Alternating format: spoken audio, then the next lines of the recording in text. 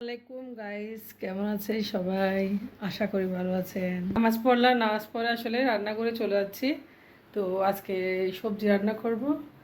সকালবেলা এখনও ভোর অনেকটা রয়ে গেছে, অনেক ভোর, এখন মানে 6টা। আমি ঘুম থেকে উঠে গেছি, আসলে উঠে রান্না বান্না আপনাদেরকে দেখাচ্ছি।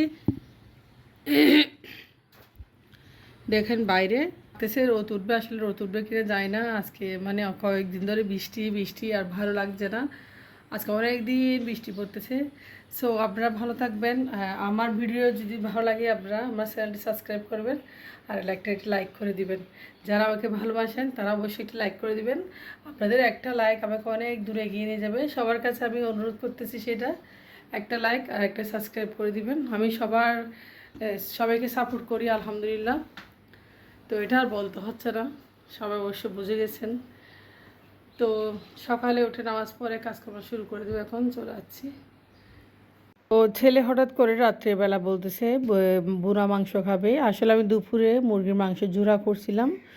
সো বাসায় গরুর মাংস তেমন ছিল না, অল্প করে গরুর মাংস আছে, আমি এগুলো দিয়ে বাচ্চাকে কয়েকটা বুনা করে দিব। হঠাৎ করে সে বাইরে ধরছে বুনা মাংস খাবে, আসলে কিছু করার নেই। তাই ফ্রিজে অল্প মাংস ছিল, তো অল্প মাংস আমি ধুয়ে ভালোভাবে দেখেন ধুয়ে নিচ্ছি, আর অল্প মাংস আমি তরকারির জন্য রেখে দিচ্ছি। এগুলা বাজার থেকে আনছে মাংসগুলা। তো যা হোক, মাংসগুলো ধুয়ে আমি ছেলেকে একটু ভুনা করে দেবো। তো এখন তো প্রায় রাত 10টা বেজে গেছে, তাই আমি প্রেশার কুকারটা ব্যবহার করব। তাই অল্প করে মাংস নিয়ে আমি আর অল্প করে মাংস রেখে দিব। প্রেশার কুকারে অল্প মশলা মরিচ সব কিছু দিয়ে, আদা রসুন পেঁয়াজ সব কিছু দিয়ে আমি অল্প মাংস প্রেশার কুকারে রান্না করে নেব, তাড়াতাড়ি বোনা হয়ে যাবে। আর মাংস রান্নার জন্য দেখেন আমি কম মরিচ মশলা ব্যবহার করছি, কারণ আমি ভুনা করব মাংসটার জন্য। মরিচ মশলাগুলো সব নষ্টই হবে। তো প্রেশার কুকারে রান্না করে ফেলে আমি অল্প পানি দিয়ে মাঝে মধ্যে, তো মাংসটা খুব দ্রুত হয়ে যাবে। প্রেশার কুকারে দেখেন আমি একদম বসিয়ে দিচ্ছি এখন। তো বেশিক্ষণ লাগবে না, মাত্র 10 মিনিটে মাংসটা সিদ্ধ হয়ে যাবে। তো 3টা সিটি মারলে হবে। মাংস হয়ে যাচ্ছে, দেখেন সিটি মারতেছে। তো মাংসটা আমি নামিয়ে ঝুলটা ফেলে দিয়ে মাংসটা ভুনা করে নেব। তো দেখেন বাচ্চার জন্য মাংসটা আমি ভুনা করে নিচ্ছি। দিয়ে কয়েকটা মাংস দিয়েছিলাম, সবগুলো মাংস, এখানে চর্বি হাড্ডি কিছু দিই নাই। তো এত রাত্রে আসলেও খাবে, সেজন্য মায়া আসলে কষ্ট করতেছি। তো পৃথিবীতে সন্তানের জন্য মা ছাড়া আর কে বা কষ্ট করবে। তো দিয়েছি পেঁয়াজ। তো মাংস ভুনার সময় আমি পেঁয়াজ দিই, কাঁচামরিচ দিই, কারণ মাংসটা ভুনা করার সময় পেঁয়াজটা বেরেস্তার মতো হয়ে যায়, একটু ঘ্রাণটা ভালো লাগে। তো মাংসটা ভুনা হয়েছে, দেখেন পেঁয়াজটা বেরেস্তা হয়ে গেছে। এরপর যে মাংসটা খেতে অনেক সুস্বাদু হবে। যা হোক, আপনার সাথে শেয়ার করলাম। আর দেখেন সকালটা হয়ে গেছে, সকালবেলা এখন শুরু হয়ে গেছে কাজকর্ম। তো সকালে আপনাদের ভাই কালকে কাঁকরোল নিয়ে আসছে, আপনারা দেখছেন। তো কাঁকরোলগুলো আসলে মোটামুটি যেগুলো পাকনা ছিল ওগুলো আমি রান্না করে নেব। তো সকালে তরকারি রান্না করে নেবো। একটা তরকারি হচ্ছে আজকে মুরগির হাড়গুলা, অনেকগুলো মুরগির হাড়গুলা রয়েছে, এগুলো দিয়ে আজকে আমি তরকারিটা রান্না করে ফেলবো। তো কাঁকরোলটা আমি কেটে নিচ্ছি। আসলে সকালে রান্নাটা হয়ে গেলে আসলে কোনো টেনশান লাগে না, আমার ভালোই লাগে। কারণ সকালে রান্নাবান্না আসলে করে ফেললে সারাদিন অনেক ফ্রি থাকা যায়, অন্য ঘরের কাজগুলো করা যায়। তো রান্নাবান্নাটা থাকলে লাগে যে আসলে সব কাজ শেষ, অর্ধেকটা কাজ শেষ। আপনারা কী বলেন? আসলে যাই না, আমার থেকে এটাই ভালো লাগে। তো যা হোক না কেন, দেখেন আমি কাঁকরোলটা কেটে নিয়েছি এখন। যে কয়টা কাঁকরোল কাটছি, আর সাথে কিছু ডাল নিয়েছি, এগুলো বুটের ডাল দিয়ে কাঁকরোল আর মুরগির হাড়, দেখেন এগুলো আসলে অনেক সময় খালাকে দিয়ে অনেক সময় রান্না করি। তো মুরগির হাড়গুলা পা এগুলো আমি ভালোভাবে ধুয়ে নেব পরিষ্কার করে, তো এগুলো দিয়ে রান্না করব। এগুলো দিয়ে অনেক মজা হবে তরকারিটা। আকাশটা অনেক বা মেঘলা মেঘলা লাগতেছে না, আসলে লাগছে রোদ উঠবে। তো এদিকে আমি তরকারিটা ডালটা কষিয়ে নিয়েছি ভালোভাবে মরিচ মশলা সব কিছু দিয়ে। তো ডালটা আমি বসিয়ে দিব এখন। দেখেন কী দিয়ে রান্না করতেছি আমি আজকে। তো কাঁকরোল দিয়ে ডাল দিয়ে রান্না করলে আসলে খুব বেশি ভালো লাগে। কার কার ভালো লাগে কমেন্টসে বলেন।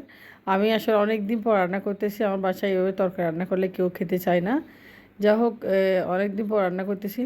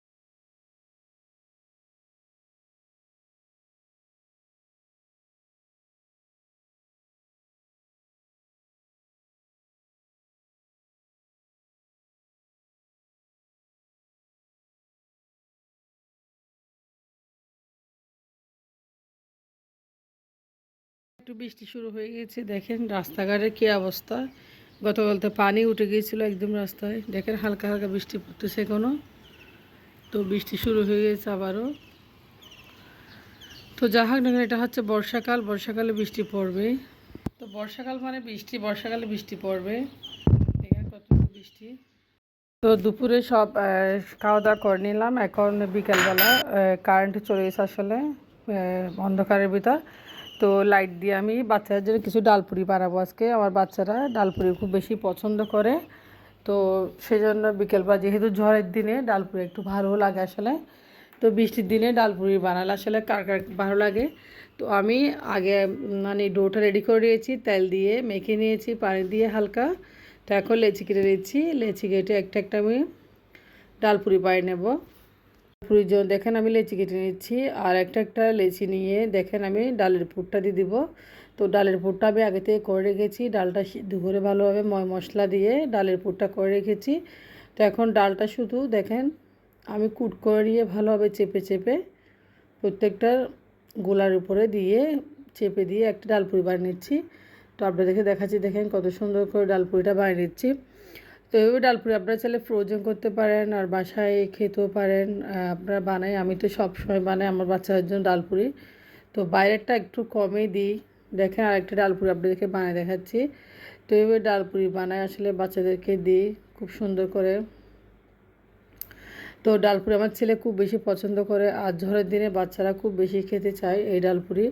তো ডালপুরি আমি আজকে ফ্রোজেন করব না, আজকে ওদেরকে ভেজে দিব, কারণ অনেক সময় ফ্রোজেন করে রাখি, প্রায় সময় ফ্রোজেন করে রাখি। তো দেখেন ডালপুরিগুলো একটা একটাভাবে বানিয়ে আমি ভালোভাবে তেলে দিয়ে দেবো। এখন এখানে প্রায় 12টা ডালপুরি হয়েছে, মাশাআল্লাহ অনেকগুলো ডালপুরি হয়ে গেছে। দেখেন তো এভাবে বানিয়ে নিলে আসলে বাসায় ভালো, বাইরে আসলে হাইজেনিক আর পুরা তেল দিয়ে ভাজে, আর বাসায় খুব একদম পরিষ্কার তেল দিয়ে ভাজা হয়। দেখেন সবগুলো ডালপুরি আমি প্লেটে নিয়েছি। এখান থেকে আমি ডালপুরিগুলো ভেজে নেব, আর কয়েকটা রেখে দিব, কারণ সবগুলো খাওয়া যাবে না, আমি খাবো না এখন। তো সন্ধ্যাবেলা আমার হাজব্যান্ডের অফিস থেকে চলে আসছে, ওরা আসলে ডালপুরি খুব বেশি পছন্দ করে। তো দেখেন এদিকে আমি ডালপুরিগুলো বানিয়ে নিচ্ছি। আমি এখন একটা বেলুন নিব, বেলুন নিয়ে আমি এখানে আটা ময়দা কিছু লাগাবো না। দেখেন তো আটা ময়দা সামান্য করে লাগালে লাগাতে পারেন, আর না লাগালে ভালো। ডালপুরি বানানোর সময় তেলটা আসলে কালো হয়ে যায়, যে তেল আপনি ভাজবেন আটা ময়দা দিলে। তো আটা ময়দা না দিলে আসলে ভালো। তো এবার ডালপুরিগুলো বানিয়ে নিচ্ছি। দেখেন একটা একটা ডালপুরি আটা ময়দা দিলে আসলে তেলটা কালো হয়ে যায়। আপনি যেখানে ডালপুরিগুলো ভাজবেন ওই কড়াইতে তেলটা কালো হয়ে যায়, সেজন্য আমি আটা ময়দা একদম মাখি না ডালপুরি বানানোর সময়। তো এবার কয়েকটা ডালপুরি বানিয়েছি, দেখেন খুব সুন্দর করে এখন চুলায় চলে যাচ্ছে এগুলো ভাজার জন্য। তো আমি আরও ডালপুরি কিছুটা বানিয়ে নেব, অনেকগুলো রয়েছে, যা লাগে ততটুকু বানাবো। এখন চুলায় তেল গরম করে নিয়েছি অল্প করে। দেখেন এখন একটা ডালপুরি দিয়ে দিচ্ছি আমি। তো ডালপুরিগুলো একটু ফুলকো ফুলকো হলে আসলে বেশি ভালো লাগে। তো এইভাবে চেপে চেপে তেলের মধ্যে একটু ফুলকো ফুলকো করে ডালপুরিগুলো বানাবো।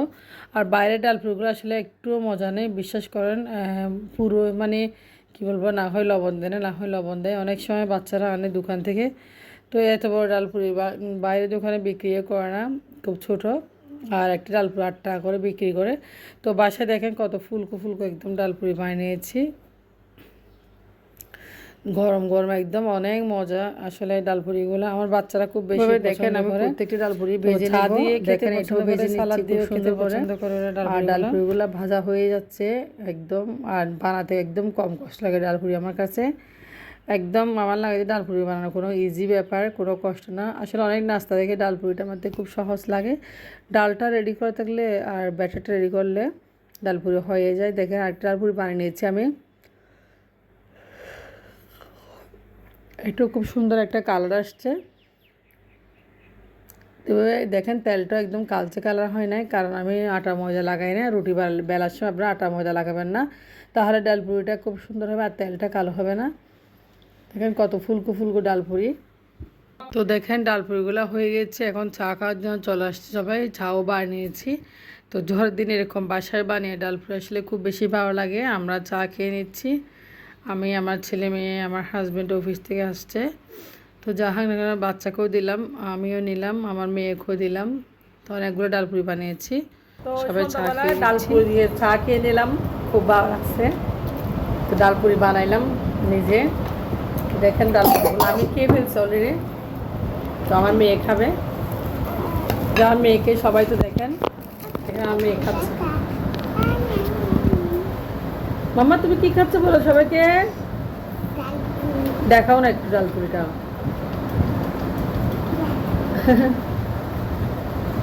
ডালপুরি খা।